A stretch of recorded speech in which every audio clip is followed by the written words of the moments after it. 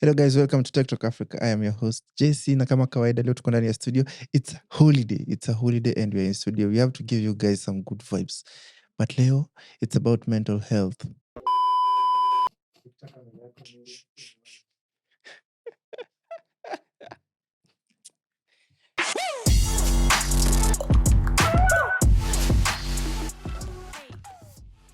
Hello guys, welcome.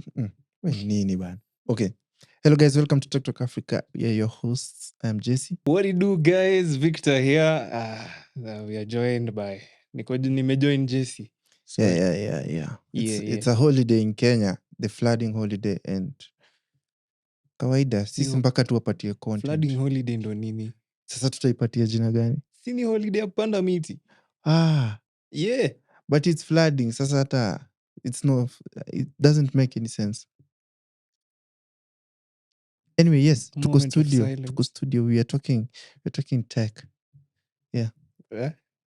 We are talking tech. Talking tech. Yes. Tech Talks is talking tech. Anyway, guys, it's May. It's Mental Health Awareness Month. Yes, hivyo ndo Victor ameandika kwa script. Unaongea ni kama ujui kenye unasema. Yeah. But hivyo ndo umeandika kwa script. Hivyo ndo nimeandika. Yeah, hivyo ndo umeandika kwa script. Ni sawa. Anyway, Victor, umeshindaje before we go on? Niko sawa. I don't know.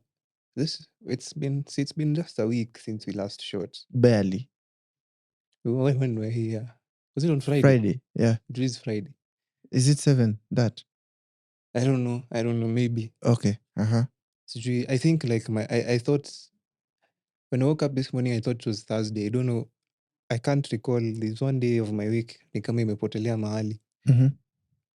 So I'm still trying to figure out where that one day went. So I'm like, okay, today is Friday, we are here again. But aside from that, iko sawa. Bado sijanyeshewa. Yeah, don't do drugs. Yeah, bado sijanyeshewa. Yeah, nasikia mse amesahau siku moja imeenda wapi. So I'm telling you guys, don't do drugs. Bana, sijui imeenda wapi bana. But mimi niko sawa. Bado ni birthday month. Send money, guys. Send money. Support your host. Yeah, you guys can tip us. We are on paid. Get paid. Yeah, go and and tip us. PayPal, kuna Wise. Yeah. No, we are using Kenyan things. Get paid. The link will be on the description box. Yeah, you can tip us. Anyway, just you kwaje. How have you been? Poa. Been good. I think I'm coming back to vlogging. Nimekawia kufanya hiyo kitu. People asking me, Jessy, rada ni gani? So top content creator, yeah. Umebai nini hii wiki mpya? Unajua unatubaya tu kila kitu. Umebai gari? Wiki hakuna, utafanya sana nimalize. Niliona kwa comments mtu alikuwa anafikirisha hata simu bana. Akasema, wow, so they know you are rich. Yeah, by the way, you guys, just mkienda kucomment YouTube, give us sensible comments. As in, the episode was good and someone there is asking me about a phone. Nimpatie simu. Give us sensible comments. We love you guys, but give us sensible comments. Anyway, Victor, script yako ni Mental Health Awareness Month. What is it about? No, before we dive into that, I said we talk about, just touch on the two things that happened during the week. Oh, yeah. In the tech space, yeah.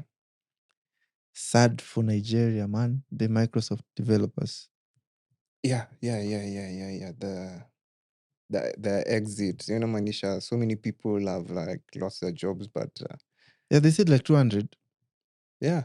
That's 200 is a lot. I don't know, but I think in Kenya there are more. Yeah. I don't know where there should be more than like 400 people. Yeah, Kenya iko na devs wengi sana Microsoft. I don't know if they take the whole building. Ama it's just like some space. I don't know, but that building is big. They can't take it all. Me, I've never been there, but I know there are people. I know people who work there. But unajua, the funny thing is, niko na friends walikuwa nafanya Microsoft. Last year kulikuwa na an exit spree. So sikushua kama this thing that has happened in Nigeria is going to happen also in Kenya. But it's more of like we could suffer the same thing because the Nigeria exit is more of like one of the biggest in Africa. you can imagine bana. Yeah. Na ni juu ya economy and we are currently not okay, sahi we are kind of like recovering kidogo kidogo but sijui mi honestly 1,000 ways per second man. Anyway, good luck man. My heart goes to those guys. Walifika yenyewe, unajua kuemploywa huko it takes skills. That is one of the top. Sasa unajua kutoka huko, either you go to Google or you go nowhere. I mean, you now have to find another top tier company Exactly. in the same space. The same space, same lane. But mi nimekam kuona mostly squeezy on TikTok nikiscroll napatana na devs who are not per se in Africa only but even in the States, in Europe. They're like moving from these big companies to other companies where they feel like they're more of understood kind of. Sami sijui ninaendelea huko ndani. I don't work there but yeah, that's from what I saw. Anyway, me sijui, I'm telling you, my heart goes to those guys bana. Me I feel them bana. Mi nishaifutwa kazi yangu. Nilifutwa kazi yangu ya 10,000. I felt it. So you can imagine how many G's those guys are getting paid. Those guys make a lot of money. Yeah. Wow. Wacha tu but yeah, only lakini sahi bana. Sikia, hiyo 10 G's ilikuwa inalipwa in 4 as in weekly umse anakata in months. Unaona, kwa mwezi moja anakata hiyo 10K mara kadhaa. So week 1 unapatiwa kama 3,000, week 2 2,000. So uko unapewa 10K kila wiki, ulikuwa unapewa 1,000. Mshahara wangu ilikuwa 10K. Yeah. But then unapewa, so mshahara yenye mlikubaliana ilikuwa 10,000 yes, per month. Na ulikuwa unakaa Nairobi. Ulikuwa unafanya nini? Nilikuwa nafanya, ndo nilikuwa nimeanza kujua I think graphic design and stuff. So that guy trusted me, aka bundle this thing up to you know venye watu wa HR wanafanyaga. We need a graphic design and a developer. Me, why not? Like 10 G's was so much. Guys, nataka muombe Jessy. He went through a lot but anaona pia that's why he relates to the Nigerian guys. Hey bana, those guys are going to suffer anyway. Story of Nigeria, because they are not going to now afford the new thing that has come out, the iPad. The iPad M4. As in, literally, being honest, I hate the Apple ecosystem as much as I use one. Well, go ecosystem. You have a MacBook, you have a Samsung. No, I am at least it's a blend. It's a blend. I've just said I hate the ecosystem. Yeah, it's just a blend. As in, those wako M4. As in, wase tuko kwa M1 Air ilishatolewa. Now, imagine wakishaingia M4, but like the Pro version. Watakuwa wametoa the MacBooks zenye zitakuwa in existence at that time. Like the M2s and M3s. No, M2, M3 zitakuwa. But M1 is going to be out of But the M1 and the M2, they perform mostly the same. There wasn't like a big difference, like a huge performance leap between the generations. Okay. But still, regardless, I don't think they've done good. They've jumped M3, iPad, as in just out of nowhere, and then M4.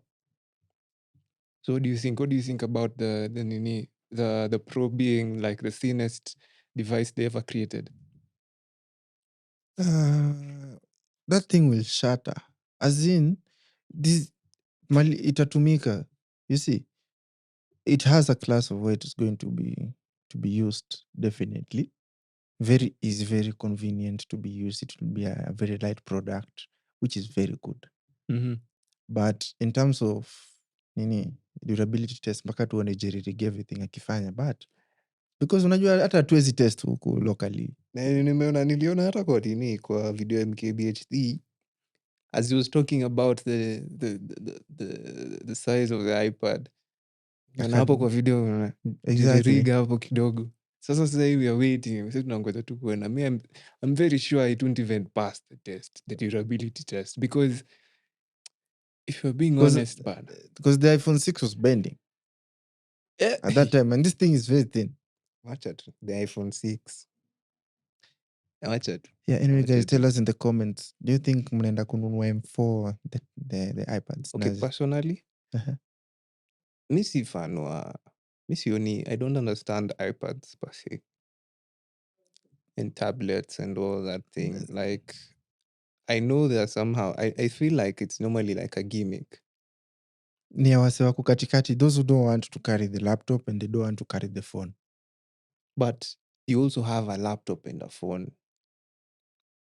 Kuna places unataka tu just the convenience over there. Hizo vitu ni za watu, like they are all, they have like, because nakumbuka like my dad told me, you know, ati he wants, like my dad anabuvengi vitu kama hizo like iPad, sijui tablets and all those things, like ati amebuy Kindle for reading books. I'm like, That's my guy. you guy. That's my guy, but I can't buy a Kindle. Anyway, let's just forget all about this Apple thing and the Nigerian thing, and let's talk about mental health. Kenye imetuleta hapa today. Yes, mental health awareness month. But sasa sisi tuna infuse na the way tech ina affect hizi stuff zote. Because it's quite a big thing. We kwanza mental health, unaona, what is mental health to you? Growing up from where I've grown up, mental health ni kuchizi. Yeah. Mental health ni kuchizi. Yeah, as in, ukiwa mtaani msa kuambie you have mental health. Mental health issues. But that's like that's what we all grew up with. Yes. Knowing hiyo ni kuchizi. But ikifika huku nje, someone just tells you, me, I'm all about mental health. You see, it's all good vibes. Actually, and good. Do you think okay, umesema ni kuchizi. Mi naona, pia mi nikigrow up nilikuwa najua mental health. Ukiambiwa this guy has mental health issues. Story ya kuchizi, like the guy goes mad or something like that. Ini serious issue na unacheka. Nakuwa serious by the right now, but over the years, me, I don't know, I'm actually, the next question I wanted to pose to you was, do you think our grandparents and our parents knew about mental health? Did they have mental health issues? I think they never had this term. They never had the term, but they knew, as in they wanasemanga, in terms of kuchizi, they had kila soko na mwendazimu wake. But in terms of wellness and goodness, for them it was just vibes. Tunaishi poa, unakula poa, and because that was it. It was not tied to the brain have being like brain something disabled kind of thing, but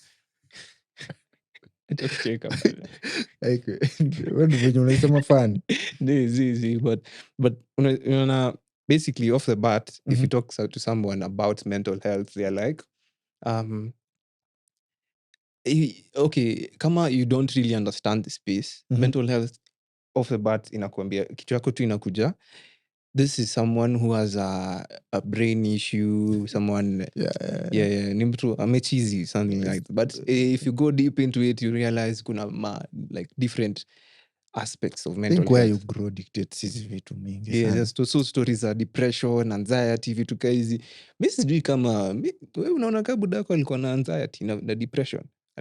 Okay, anxiety maybe, because I feel like anxiety is in it, but depression, I think in a way of them expressing, unajua bana, African parents, they're very funny. They can't tell you, they can't show you. So you can't know. Utasikia tu budangu alidedi na stress gani, but you're in a position to help them. You're in a position to help them, be it physically, be it technologically, in every way, in every capacity, you're in a way to help them, but they can't confide and tell you because they feel umse ni mdogo bana, afai kusikia hizi stuff. So the issues were there, but they weren't like aired publicly. Yes. Like, compared to this generation, mi nitaenda tu live and say, guys, by them mean depressed, I'm going to commit suicide, you know? And then all the people will be like, hey, kitu ni 10 bob, die, oh, blah, blah, blah. And others will be like sending love and all this. Unajua, it has all these negative effects and positive effects. Yeah. It's not like, it's actually a serious matter. And now, if we talk about it now, like, if we relate it to tech, to the tech scene, on a tech imeaffectaje mental health in the current generation currently, like the Gen Zs and the millennials, who are the guys who have grown up. The Gen Zs have grown up with tech. Yeah. But the millennials, when they were at a certain age, like their teenage years, is when tech came into the scene. Yeah. And now they've adapted to it more. And then kuna wale the sijui kama ni yao ni Gen X ama sijui ni Gen what, how imewapata wakiwa wazee.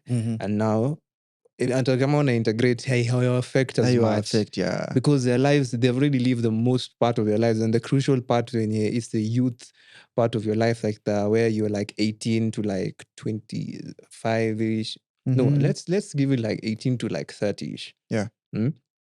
Hiyo ndo part inakwanga like most crucial in your life. Hiyo ndo time unajaribu kujidiscover and you're trying to like so unaona tech imeaffectaje the current Gen Zs, and I think pia millennials wako involved, but now wale wenye wako like late 20s. We have a very good example that has been happening last week. There's this reporter from KTN, former. The one was on trending. Yeah. I can't say alienda wild, because that is what media is reporting, and outside the social media is reporting. And in a way, he has been, imesaidia for him to air out his to air out his old feelings and all this, sindio? Yeah. But now there's a correlation between, because him is using it as an avenue to express himself, which is very good. You need an outlet, and you need to figure out how you're going to release everything that you're feeling. Now you figured out technology is the best way, but the reception online is not good. So you know, like so if you read the reception, the comments, the everything that now follows after someone has posted is the wrong thing. I think there needs to be an education on how that is done in terms of technology. You see, people just do whatever they want. I'm funny tech boy. So they just comment, they just lash out, they do all the things they want. And tech is holy. Tech is just there. Tech was just chilling. And then now people want to, there's all this zinaitwaje, you have to pave a way to guard someone. Now you have to tell them, oh, this is how you go around, blah blah blah. It needs to be a tech education on how to handle such things. So technology kind of like exposes you to the world, and now you like get to interact with watu. Like for example, let me give you example. Me, trying to mimi. Yeah. Anyway, like when I started, I got on social media because kila mtu alikuwa social media. Yep. Hiyo number one, hiyo ni kaa FOMO, fear of being left out, sindio? So mi niko pale social media because kila mtu alikuwa social media. I just see the things, I'm like, so the first time I was on, like, for me social media, I'm talking about Instagram and stuff. Yeah. So first time, there was a time where we were like, we're trying, I see my friends wako na like 2,000 followers, and I'm like, pia mi nataka kufika hapo. Yeah. So there's a time back then we were like trying to get the followers, so we'd like follow people in nini. And eventually unafika a point where, so guys around you, you feel like 16,000, 10,000, 5,000. Na mimi niko na 500 ama like 100, and I'm like, at that time, by the way, when I got on social media, only my friends were my followers. So you find me, I have like 80 people. I only know like 80 people. 80 people is like decent. I'm not like posting any content. I'm just posting pictures, the normal things, in social media ilikuwa at the time. I post food yako. Yeah, this is the food I made today. Nini. That is still the social media that we have today, but squeezy. Anyway, so fast forward, we get to like 6,000 followers, and I realize this thing hata inisaidi. I deleted that account. I start again. But this time I'm like, no. Eventually discover content creation, and start to create content. If you create content, of course, you kind of like grow a following. Yep. So creating content on both Instagram, TikTok, nini. I think the first time I ever experienced like do we call it cyberbullying? Just negative comments. Negative comments. Negative comments ni kama It's cyber. tied. Yeah, it's like tied. Yeah. So you're there, you create your content, and then someone is like, so why mbona unatupostia these things like na you don't even have a nice place ama you don't. I remember Oh, shoot. yeah, like something like that. Something along the lines. Mhm. Sikumbuki hata vile alikuwa nasema vizuri. And at the time I was like, you look at it and you're like, wait, what's all this negativity all about? Mhm. Now, kwa hiyo situation, if I took it to heart, then in getting affect, I'd be sitting down there and I'd be like, wow. But Do you know, coming to whatever you're saying, in comparison to the West, yeah, it's a little bit different. In the West, they body shame. exactly. And that's in our effect. Here, it's a matter of economical status. Yes. So they wanakugauge na hiyo and then they start getting on you. And actually, body shaming, there was a time TikTok ilikuwa na, it had an issue where I don't know if it was a lawsuit or something like that, where it was kind of body shaming the people on there, because most of the content ungeona watu wenye wako na like fine bodies, like Petite. ama small petite guys, and there was a time they had a thing and it was mostly affecting the guys in the West and vitu ka hizo. Of course sisi huku Kenya nini had men. Yeah, but you can't shame the shameless. Me, social, okay, if we talk about like mental health, we'll be talking about social media a lot. A lot. A lot. I'm talking about it. It will go on the comment section. Not even anything else. The heaviest part of this thing lies on the comment section. Yeah, true. As in Apple was say, because especially in Kenya, because Kenyans have a lot to say. Yeah. Kenyans have a lot to say. Wanaongea tu. Hata mimi nataka kuongea tu, but saa zingine it doesn't even make sense. People just talk about things that I don't even think even affects them. Sijui, I don't understand if in social media there are people who wanakuanga kuna kitu inawasha ama something like that, but I think unajua wase uingia social media with the mindset of sitajulikana hawatanipata. Yeah, like so pseudos so they believe kuna hiyo ecosystem they won't be found. So na imewapatia freedom ya I have that intrusive thoughts zenye zinatoka tu from nowhere nazirusha. And people like that. No people go for you wanataka kujua umse after alisema hivi wasa alisema nini. And then it becomes a whole chain of conversation that is very, very negative.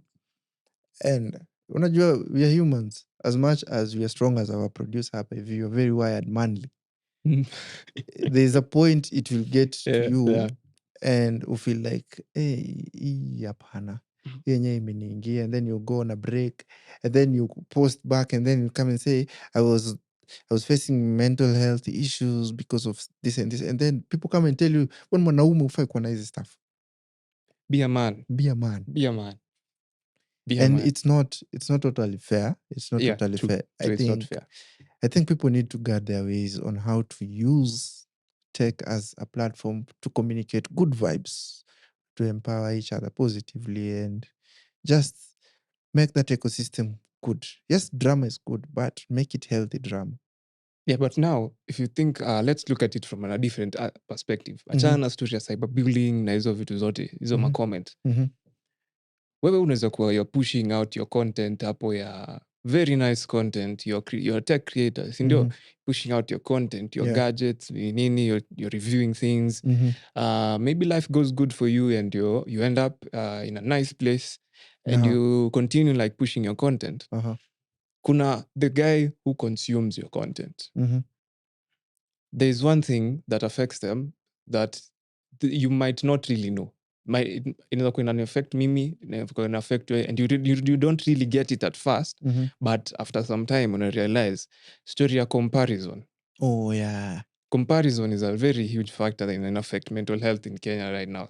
Not in Kenya, let's say the world in general, because online people are posting their lavish lives and kwao, to them it doesn't seem like, it might not be even anything like crazy, like ni kitu kawaida, man, this is how I live. Yeah. They might not even have the motive, yeah, kuonyesha okay mi niko na pesa or something like that. Like, hiyo ni maisha yenye wanaishi, but wewe umekaa pale, sita kusema like okay, for example okay, maisha ikuendei vizuri, so you're not like living comfortably or anything like that, but you're on social media scrolling, you're checking out these people with nice houses, nice cars, inakuja inakuaffect like mentally, and you end up in something like of a depression. How do you even deal with that? How utadilaje na kitu kama hiyo? Because we can say we can use social media mtu anaweza kuwa anajaribu kutumia social media like push out a positive message, but the comparison factor inakuwa ina affect negatively. I think I love creators when they tell a journey of them. Like Yeah. Duncan's mostly also does that. Yeah. Because place yenye amefika, not many are there. You True. see? Yeah, very true. When you churn out your content, uko nje ka content creator. Yeah. Please let people know that haujafika uko juu hivyo. Unaona? Sometimes find time, eka live, talk to people, and then tell them relate to the people. where you began. Ama siku ingine una post picture unasema this was my first gadget, and probably the first gadget that you'll post ndo huo mseme next mwenye anaona content yako ako nayo, and he wants to reach where you are. Ata believe in themselves and believe like, this was the starter for this guy, this is also my starter, so probably we are on the same lane. Yeah, true. Unajua?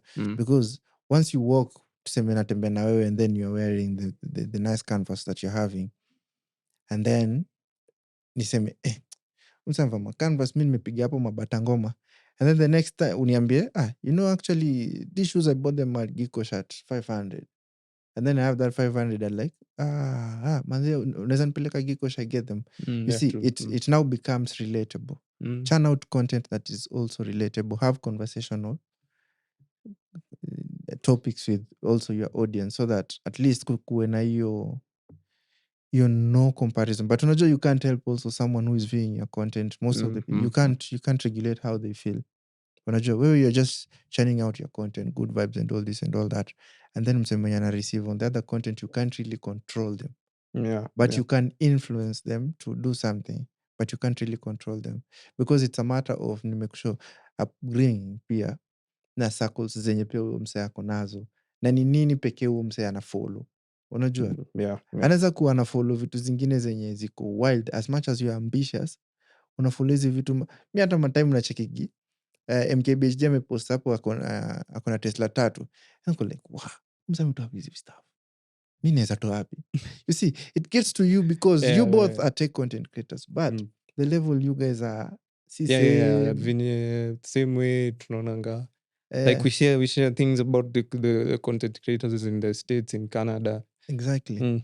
But now one of the best things that has happened also in technology is when you get this, hata zimeanza kuingia kwa ni mid-range ama budget phones. Sinaangalia hivyo. Kwa mid-range na budget phones zimeingia these wellness apps. And also social media, kuna point yenye inafika inakwambia you don't want to see notifications.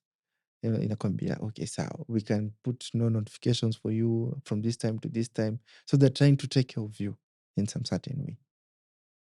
Trying to take care of you. Yes, trying to take care of you, because there's a possibility wewe uko na muscle memory, hii kitu nimepost sahii, sioni notification, acha nione huku labda ijafika. Unaona unawashwa because that muscle memory, but they're trying to take care of you.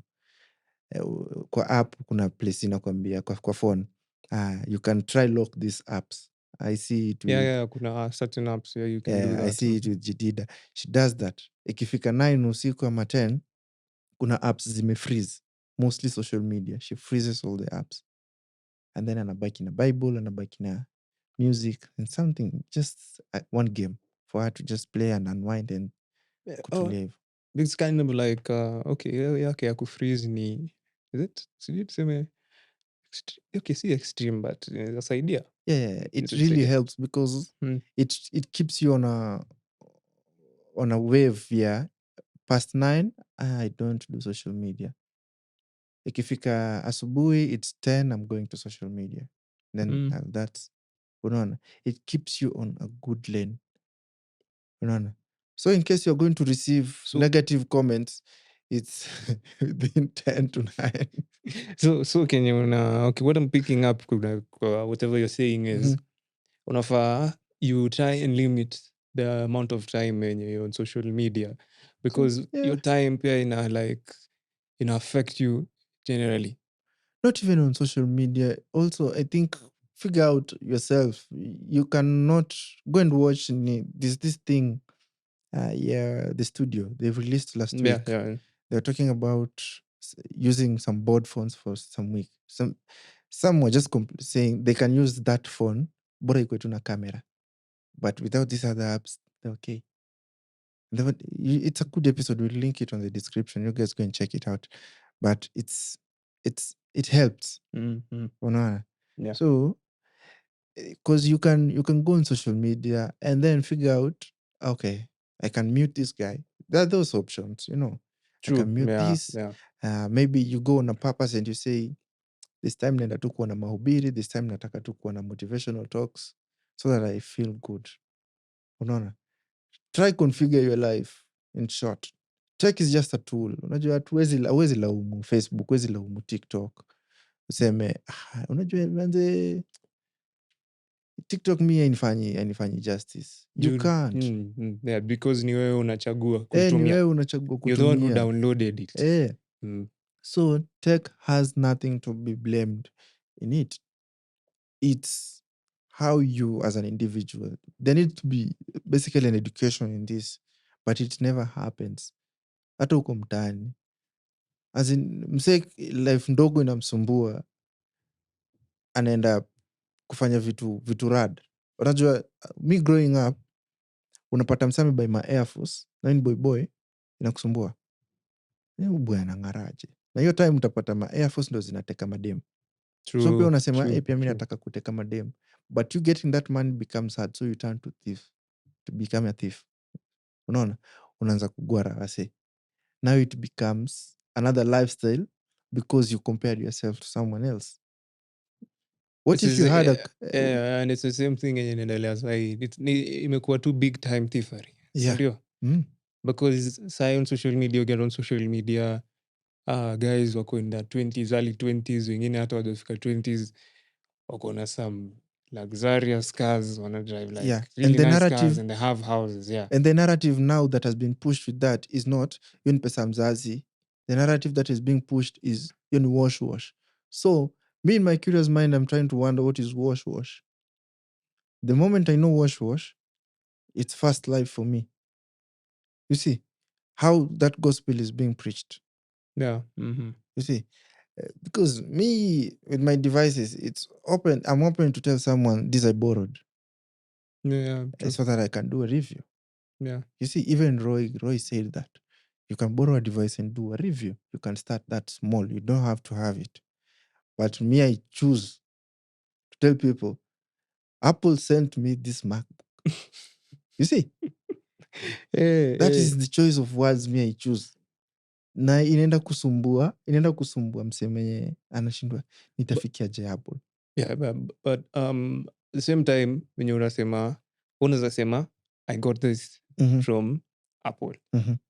Na venye ulikuwa unasema bado, like for example Duncan's anasema nilianzia hapa. There's a person who chooses not to say anything. And you see, ukichoose not to say anything, hakuna information out there, so people are left guessing. Ikitu ulibuy, ama ikitu ulipewa na Apple, ama ikitu uliboro. So all in all, history inakuacha bado inakuacha hapo tu, so you're there like, and most of the time you end up assuming that they own the thing, or they own the place, or the whatever. Na bado eventually inaku affect. Oh yeah. And nasema mimi, I think it's a personal matter of the heart and the brain. So ni roho. Yeah. Ufaa kuweka vitu kwa roho. As in, just go figure out yourself. As in, how do I receive things? Mtu akinisalamia sasa, will I be triggered ati amesema sasa, or amesema tu sasa na uzuri? You see, You have to figure out yourself. So okay, able to technology siku hizi tunaona ball.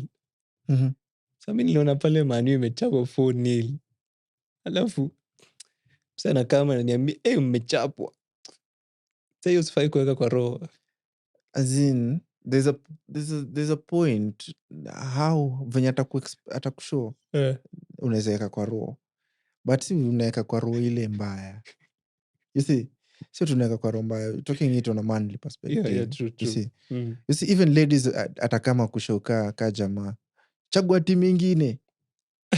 You see, for them that will be easy. They don't understand these things. Saa zingine pia, why you love that football team, why you are holding this thing at heart. They don't understand that. You see, they don't see the passion. They don't see why mtu atashika screen yangu mimi ni jam. They don't know why I'm holding that with passion. But I think sit down with yourself, try meditating apps, try something. There's so many. Yeah, there's so many. Try something, understand yourself. Yeah, as much as sorry for cutting you, lakini as much as technology it's a tool that if misused wrongly could affect your mental health. At the same time, you can use it to like recover from whatever. Yeah. It's a tool, either positive or negative. How you use the tool matters. Yeah, so like you're saying, like freezing your apps like D&D. Yeah. Because like me, for example, ikifika certain time, simi naingia D&D, so notifications are coming in, and most of the time unajua notification inafanya ngufungue an app. Yeah, anyway guys, D&D is do not disturb, so msishtuke na jamaa anasema vitu gani. Yeah, so vitu kaa hizo like if you wanna like recover vitu kama sleep health monitoring, like technology imekamna izima, kuna like inaitwa, kuna certain ring I saw creators in the States wako nayo, like monitors your the sleep, smart smartwatch. But you see, Duncan alipost juzi about this about the sleep app ya Oraimo. Yeah. Someone in the comment aliuliza, in Africa, hapa Kenya specifically, munataka kutumia hiyo app kulala kufanya nini? As in, do people use that thing? Why monitor your sleep? Si ndio ujue umelala how long? Sasa unaona msa alicomment hivyo. Okay, let me tell you, we suffer because of lack of knowledge. Yep. We all know that, right? Mimi najua there are certain phases of sleep. For example, if I show you like, okay, I didn't wear this last night, but zile time nimelala nayo itakuonyesha the number of hours you slept and the certain phases of sleep that you had. Na hizo certain phases of sleep ndo zina determine how your body will recover. Okay. So if you understand it, then there's a way you can use it. Sijui kanishaitumia because mi hata kulala na socks inakuwa ngumu, so I can imagine sleeping with a ring or sleeping with something else on my hand. It would be difficult. Day one utaanza kujiuliza, okay, what is this? But I think after some time unazoea, ama saa zingine unapata ulilala tu. But anyway, yes, technology has these tools for you guys to help yourself. We'll list some of them kwa description box so that you guys can go check them and see if it's fit for your life, whether you are a reader, whether you're a player, something that will just ease your mood, help you in your mental health. Hata ni physical health will just help you guys. Yeah, like bado on the story ya technology ku help, kuna stuff kutumia inaitwa teletherapy. You don't have to go to the therapist. In Kenya we have there's a thing I think inaitwa wazi. Okay, najua wale wenye mnajua wazo, si wazo, hii stuff inaitwa wazi. So you call, it's just an anonymous. Yes, anonymous platform. Unapiga tu simu, you talk to a therapist and you get your help. It's just one of the ways in technology inasaidia. So kama kuna shida, just check out your wazi. And don't be so masculine and say, or Africanized, and you say Africans don't go for therapy. Juu si ni watu, and the same way unaonanga kwa church wanasema ule mtu mwenye anataka kureceive Jesus ainue mkono. Na wasi kila mtu mwenye anataka kureceive Jesus ainue mkono. So the same way kuna wale wenye wanaweza enda tuseme Chiromo for like the mental health things. there are guys who don't want to go and they are busy, so you can call. Yeah, it's anonymous. But as much as technology imefanya all this, bado kuna some positive impacts of it very many, and as in totally uncounted, man. Ni mingi sana. Which was the whole aim of technology in the first, ndio? People create for the good. People create for the good. True. Yeah. You see, mtu mwenye alitengeza hii mic, he made it for the good. Yeah. To amplify the voices. But someone who is now coming to use this tool amplifies it. So it's all a matter of the tool. It's a tool, but it matters how you will use The it. user. Same way someone might use a knife, kukata, boga, and a knife to do something else. You see, when you study computer, the first topic, they tell you garbage in, garbage out. Yeah, true. What you give the PC is what it give you. What you give computer, itakupatia. Unaona? It's a matter of whatever is in you. So mental health, so technology, your story of mental health, inaweza kuwa all avoided kama you use technology the way it was meant to be used. For the good of humanity. In capital letters, by the way. For the good of humanity. No, okay, so as we're like coming to a close, some things that should be done. Some things that should be done in regards to this. Yeah. I'm an advocate of you do it while kama iko fresh kwa mind, unajua kama na feel leo na feel kubonga juu ya mental health ama kushotua say story ya comparison, and it's not all about tech. Fungua hiyo platform as much as all your followers wanna follow because of tech. Fungua hiyo platform kama unaenda live, those who will come live, bonga nao juu ya mental health, spread that knowledge. Unaona, as in hata ukiwa huko online, someone has done something and commented something, unajua, just be there to try and neutralize the the ground and tell them iko hivi na hivi, because your platform imejengwa for everyone. So I think do it while you can, have that voice it out. Don't be like akikai ilikuwa nasikia kufanyia hii msee kitu. No, usiko huo msee. Yeah, usiko huo msee. Ukisikia subscribe. Usisemi content ya wasee ni kali alafu subscribe. Tafadhali. Usaidie. Jisaidie. Usaidie kuheal. Yeah. Heal, guys. Heal. Subscribe. Yeah, subscribe. Good content. So it's all up to us humans. Yeah. It's an individual so matter. sisi tutumie platforms zetu to push out the positive message and try and help people. Yeah. One of our creators mwenye anafanyanga vitu kaa hizo ni one of our mutual favorite creators, Temina Kavelwa. Yeah. She pushes out like affirmations, like vitu kama hizo za kusaidia watu, like do it, like put yourself out there, vitu kaa hizo, and you can like listen to her content and stuff like that. Exactly. Ametumia your platform to push out those things, and there are podcasts also that talk about like mental wellness and all that stuff. Go out there. There are so many. I think there's a whole dedicated like space of mental health, and people can check out if you have like those issues, if you're experiencing. Because one thing about the human beings, when they realize, when not they, I am a human being. When we realize that Mimi, I'm going through this thing, and when I open up and I realize Jessy's going through the same thing, it makes it a bit easier for me. So ukisikia hizi stories from other people, their experiences, so the traumas that they have, and vitu zenye social media will cause maybe.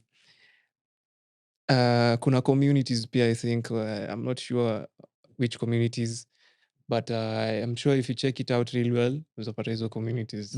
Yeah. Anyway, I think, it's been a good conversation. You guys just tell us how you're dealing with tech in terms of mental health, in terms of wellness, in terms of just being good. Achatini weke all vibes. Tell us down in the comments. Yeah, tell us what apps you use. What apps you use to deal with stories of mental health, keeping away from social media and that kind of thing. Yeah, it's a wrap. Yeah, from us. Peace out.